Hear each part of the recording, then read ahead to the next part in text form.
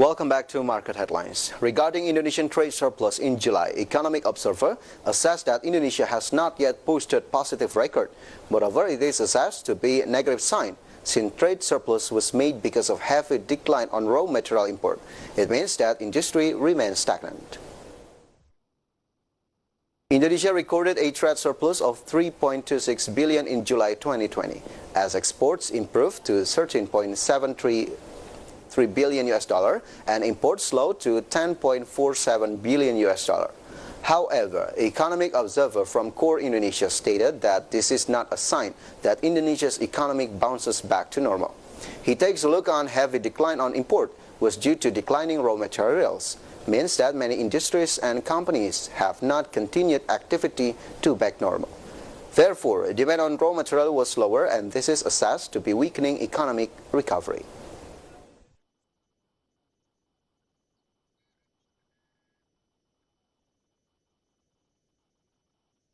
And viewers, after a country's euphoria in celebrating Independence Day, there is another good news. This time comes from Statistik Indonesia. Through BPS report, Indonesia posted a trade surplus of 3.26 billion US dollar in July 2020, swinging from 0.28 billion US dollar gap in the same month of the previous year, and beating market consensus of 0.68 billion US dollar surplus. As trade surplus is one of key economic indicators, let's take a look at the next graphic to have a deeper view. So this is Indonesia trade balance in billion US dollar. While July 19, Indonesian trade surplus 15.24 billion US dollar for export, and then Indonesia trade balance posted 15.52 billion US dollar in export activity. While in July 2020, for export activity, Indonesia posted 13.73 billion US dollar, while import is slightly lower at 10.47 billion US dollars. So we can see the declining activity year on year from Indonesian trade balance. So this is the third straight month of surplus in trade balance, and we can see that as the third surplus, the largest surplus since August 2011. Reasons behind such surplus is because import dropped less than export amid the coronavirus pandemic. In the other hand, if we talk about trade relation with other countries, Indonesia managed to save more export rather than to import. There are some countries that let Indonesia post a significant surplus. What are those? Let's see through the data.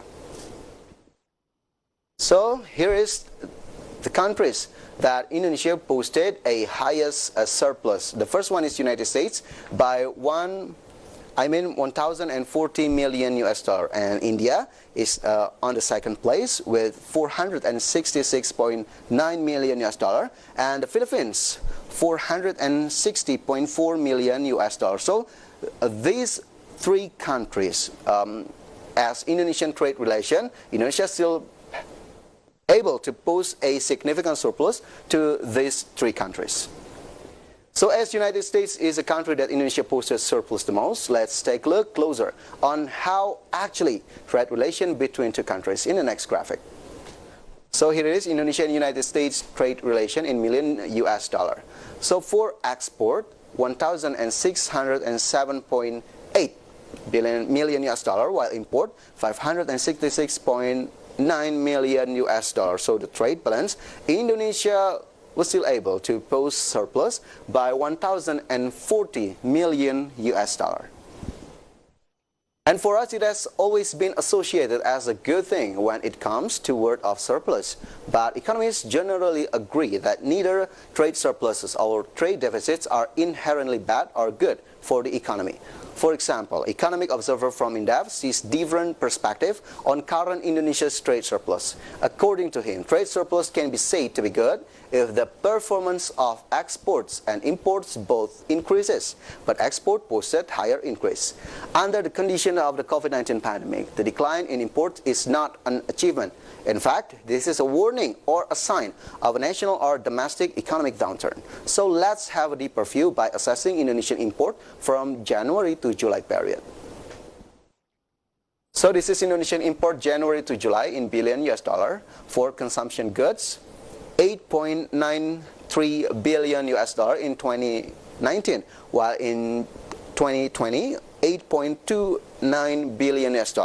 And how about the raw materials? We can see that in 2019, it is higher, of course, to $73.31 billion US, and for 2020, from January to July, in total, $60.12 billion US. And for capital goods, as one of the economic indicators, in 2019, $16 billion US Indonesia have imported capital goods in January and until July in last year, while in January up to July 2020, $12.96 billion US capital goods import value. So through the data, we can assess that one significant factor on declining import is raw materials. According to Economic Observer, July surplus was not a positive signal. It is more to negative sign that industries have not operated normally again. So the needs of raw materials dropped significantly. The question is, how crucial is raw materials import in our trade balance? Let's take a look at the next graphic. So this is the proportion of Indonesian import in January up to July. While capital goods took 16%, consumption goods 10%, while raw materials took the biggest portion at 74%. The data is taken from Statistics Indonesia. So the realization of raw material imports fell by 2.5% from June 2020, or even decreased by 34.46% from the position in July 2019. Suharyanto, as the head of Statistics Indonesia, warned that the condition is not a good sign. Slow demand on raw materials mean manufacturing industry experience stagnation without further expansion. Therefore, government needs to be aware of this. So we hope Indonesia's trade balance will be better in upcoming months without signs of negativity. And stay tuned on market headlines. We'll be right back after this quick break.